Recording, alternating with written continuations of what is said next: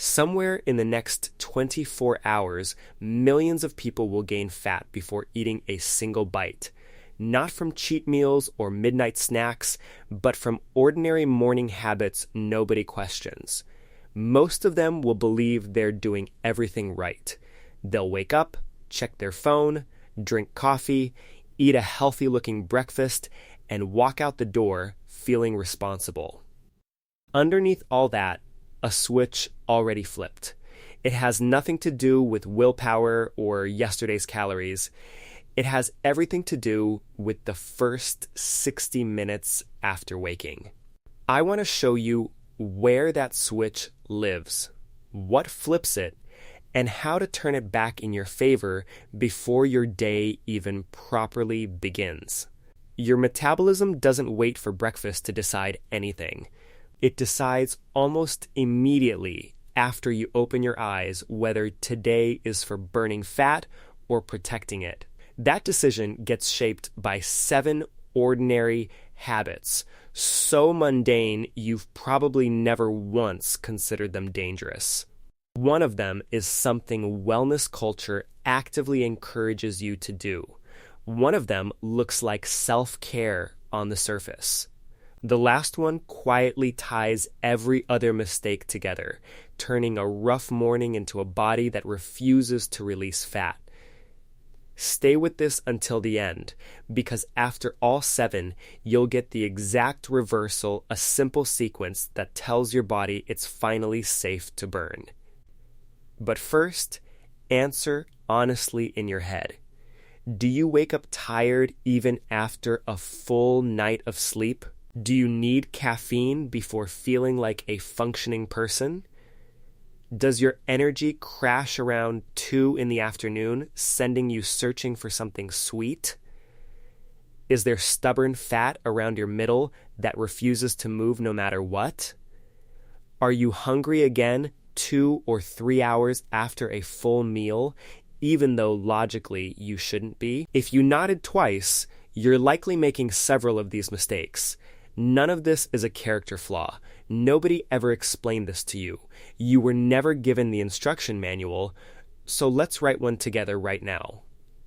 Every mistake here will feel small on its own, almost too small to matter. That's exactly why they work. Nobody's metabolism gets ruined by a single bad morning. It gets reshaped slowly by the same tiny decision repeated thousands of times without question. By the end, you'll understand why the scale hasn't moved despite your best efforts. Mistake number 1 is reaching for your phone before your eyes are even fully open. Be honest, your phone is your alarm, the last thing you touch before sleep. The moment it rings, your fingers are already reaching, unlocking, scrolling through emails, texts, and headlines about disaster before you've had a single sip of water. Your brain cannot tell the difference between a notification and an actual emergency. It only registers stimulation, urgency, and demand, interpreting all 3 as some form of threat. There's a hormone your body releases regardless, called the cortisol awakening response. It's natural, a built-in jolt meant to get you moving. That part is supposed to happen. The problem starts the moment you stack artificial stress directly on top of it. Researchers once had people block mobile internet on their phones for just 2 weeks. In that short window, something remarkable happened. Sustained attention improved. Mental health improved. Overall well-being improved, described by researchers as reversing roughly a decade of cognitive decline. Now flip that around. If removing the phone produces results that dramatic, imagine what staring at one every single morning is quietly doing to your hormones and waistline. The moment you scroll first thing, you're voluntarily walking into survival mode. Survival mode and fat-burning mode cannot exist in the same body at the same time. There's a specific fat that gathers around your internal organs called visceral fat. It wraps around your liver, pancreas, and heart rather than sitting under the skin. The receptor sites for cortisol in that fat are roughly triple what you'll find anywhere else in your body. That's why it's sometimes called cortisol belly. Every time you dump stress into your system before your feet hit the floor, you're feeding that exact tissue the one thing it's built to respond to. Notice something important here. You haven't eaten anything yet. You haven't made a single food choice. Your body has already started deciding where to store fat today. Mistake number 2 is drinking coffee before water. While sleeping, you went 7, 8, maybe 9 hours without a sip, breathing out moisture the entire time. By the time you wake up, you're genuinely dehydrated. Your blood is thicker than it will be later. Your cells are asking for water before anything else. So what does almost everyone reach for first? Not water caffeine. You're pouring a stimulant into a system already stressed and already running low on fluid. It's like throwing gasoline on a fire that's already burning, then wondering later why you feel jittery, wired, and strangely starving by mid-morning without explanation. This isn't an argument against coffee itself. Coffee has real benefits in the right context. The argument is against coffee being the very first thing your body meets. Even mild dehydration messes with your energy, your mood, and your hunger signals. A huge amount of what feels like hunger at 11 is actually thirst in disguise. The fix is simple water first, ideally with minerals, coffee a little later, not never, just later. The timing changes how the rest of your entire day feels. Keep that number in mind, 7 to 9 hours without water, because it resurfaces later once we discuss the window your body opens overnight and how quickly it closes. Mistake number 3 is never getting real sunlight in the morning.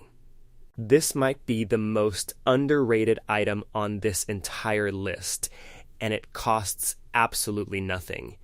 Your body runs on an internal clock called your circadian rhythm. It governs when cortisol rises and falls, when melatonin releases, and how sensitive you are to insulin. Insulin is the only hormone in your body whose entire job is fat storage. Roughly 93% of adults deal with some degree of insulin resistance today. A meaningful chunk of that traces back to a circadian rhythm that's never properly set because most mornings never include a single moment of real outdoor light. People wake up inside houses lit by bulbs, get into cars, or sit at desks under fluorescent lighting. Their body never receives the signal that the day began.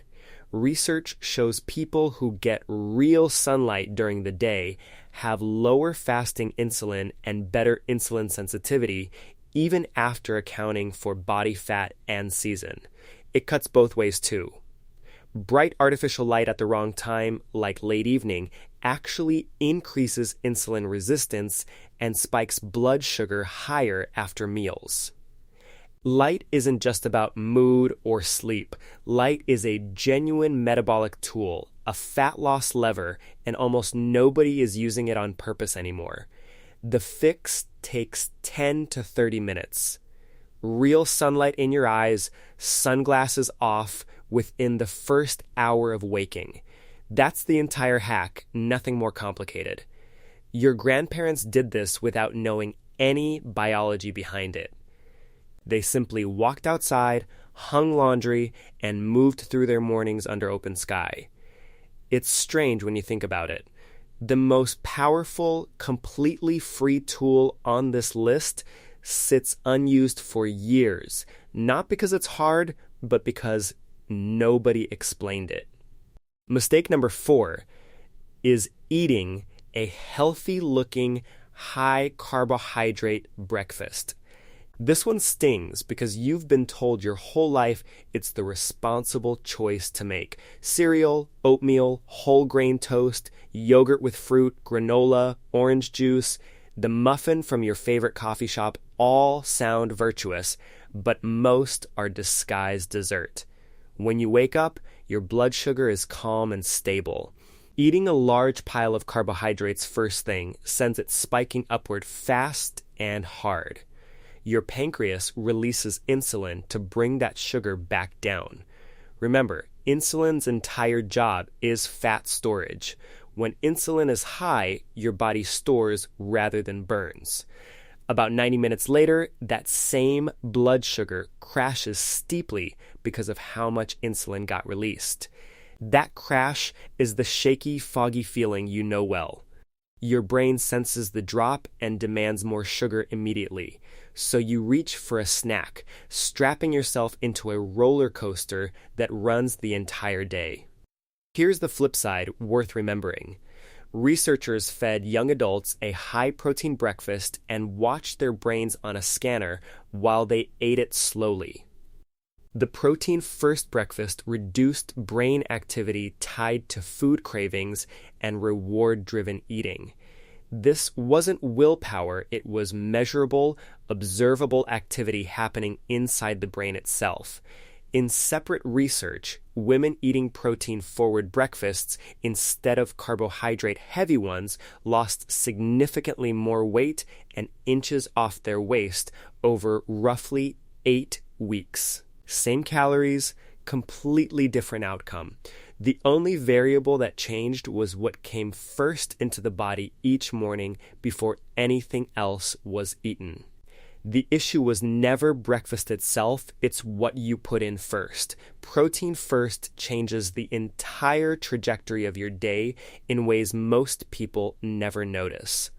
Somewhere, right now, someone feels proud eating heart-healthy cereal while their body runs the exact insulin spike a donut would cause.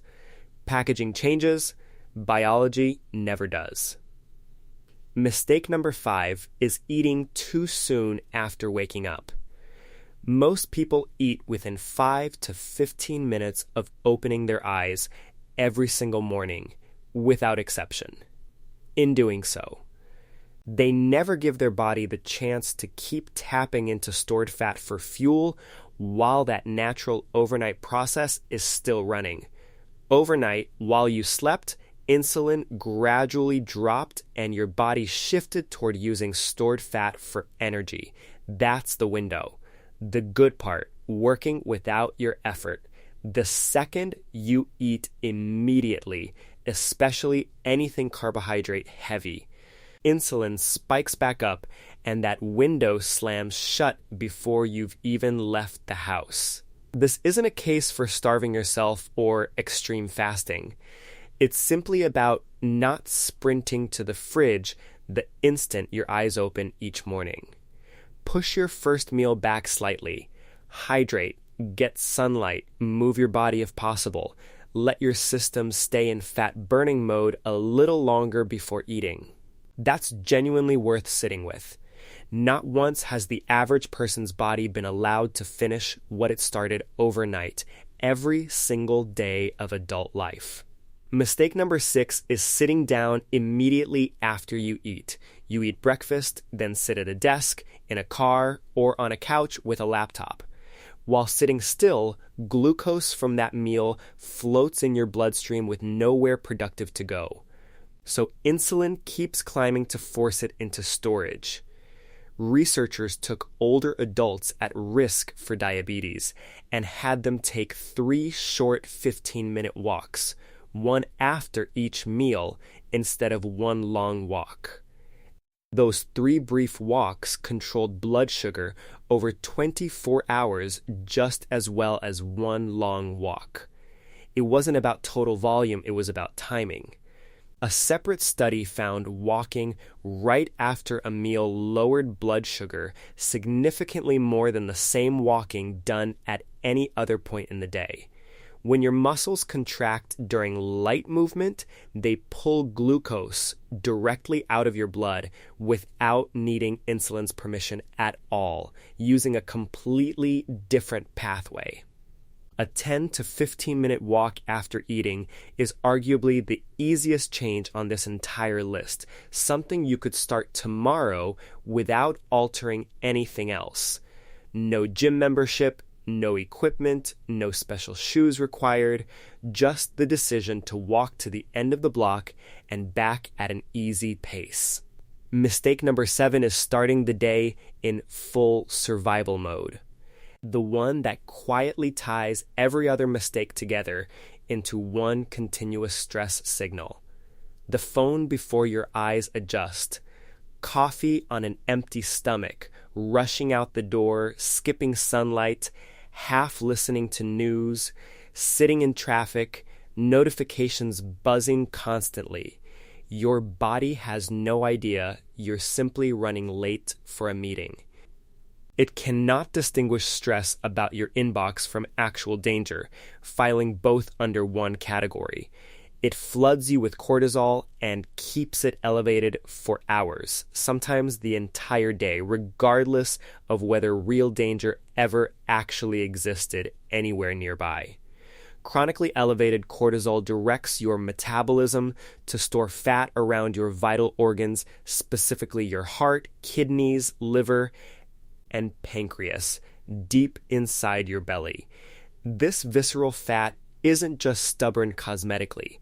It's strongly linked to inflammation, cardiovascular disease, and metabolic conditions that build quietly over years without obvious symptoms. Survival mode and fat-burning mode cannot coexist. Your body won't release stored fat while it believes it's being chased, whether by a predator or a notification. Survival always outranks fat loss on your body's list of priorities, every single time, without exception, regardless of how minor the actual stressor truly is. If your entire morning is one stress signal stacked on another, you're instructing your body to hold on to every pound of fat it's currently carrying. Then you blame yourself later for lacking discipline, for not trying hard enough, for somehow being the problem despite doing everything you thought was right. It was never about willpower. It was never about discipline. Look back through all 7 mistakes and notice none involved overeating, junk food, or even exercise. Every one happened before breakfast, before a single calorie, before the day had in any meaningful sense truly started for your body or your mind. Your metabolism isn't broken. Your body isn't secretly working against you out of spite. It's simply responding faithfully to the signals you hand it each morning. The moment those signals change, the response changes with them. You're not fighting your own biology. You've been unknowingly voting against yourself before 9 each day. Let's flip every one of those votes now. The fix isn't complicated, won't cost you a gym membership or an hour you don't already have somewhere. It fits inside the exact same 60 minutes you were already spending on the 7 mistakes above. You're not adding time, you're simply redirecting it. Step 1 is no phone for the first 30 minutes. Let the natural cortisol awakening response do its job without stacking artificial stress directly on top. Give your nervous system the chance to wake up calm rather than immediately concerned. 30 minutes. Whatever's waiting in your inbox will still be there afterward. Step 2 is water with minerals before anything else touches your system. Hydrate before you stimulate, rehydrating the body before demanding anything more from it. A tall glass of water with a pinch of good salt does more for mid-morning hunger than most people realize, since much of that hunger was thirst. Step 3 is sunlight in your eyes within the first 30 minutes of waking.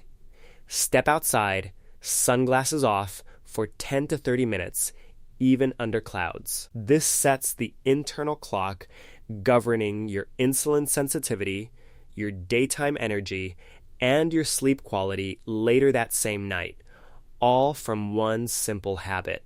Step 4 is a 10 to 15 minute walk, ideally stacked with your sunlight exposure, so you're gaining 2 benefits from a single block of time.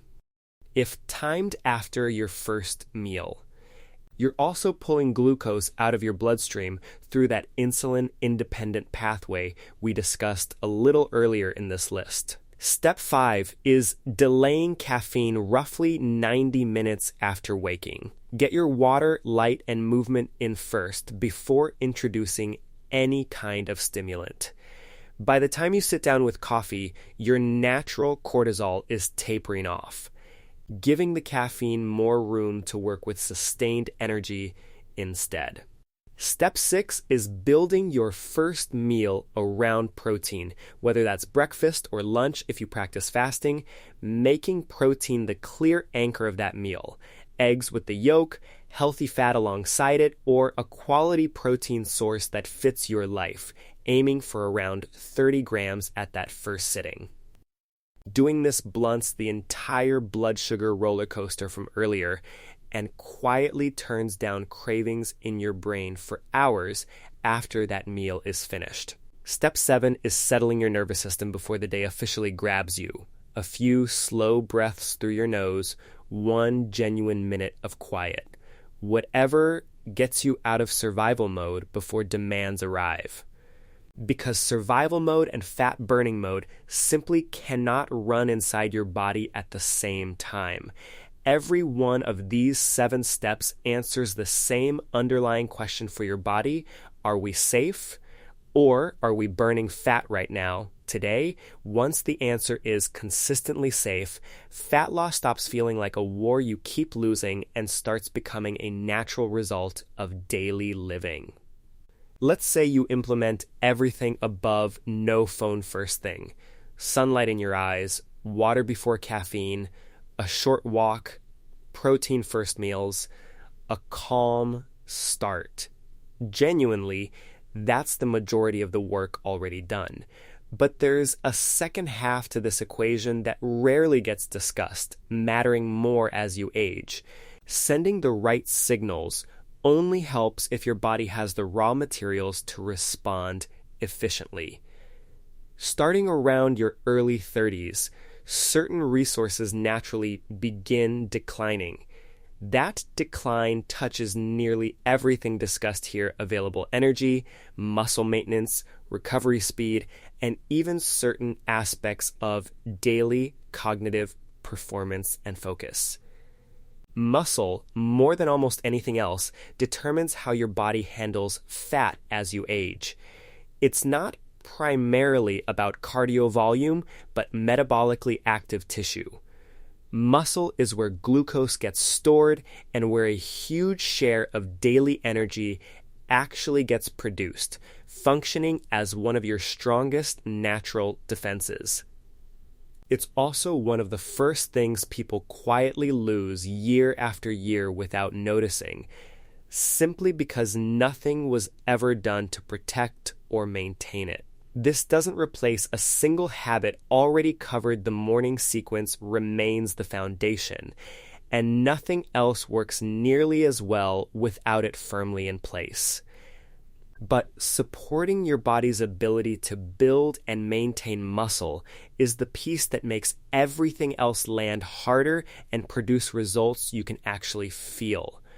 The sunlight tells your body to create energy. The walk tells it to use glucose efficiently. The protein tells it to build and preserve muscle tissue. You are not lazy. You are not broken. And your metabolism isn't quietly working against you out of spite or some hidden personal failure on your part. Your body has been doing exactly what it was built to do, responding faithfully to the signals it receives, whatever those signals happen to be. Change the signal, and the response changes with it every single time, without fail. Regardless of how many years the old pattern has been running, the phone before your feet hit the floor, the coffee before water, the missing sunlight, the carbohydrate-heavy breakfast, eating too soon, sitting still after meals, an entire morning run in survival mode from the moment the alarm goes off every one of these stacks into a single signal telling your body to hold fat. Change the signals, and fat loss stops feeling like a fight you keep losing by default, starting instead to feel like something your body wanted all along. Try even one piece of this sequence for the next 7 days and notice what shifts in your energy, your hunger, and how your body responds. Here's the short version worth holding on to.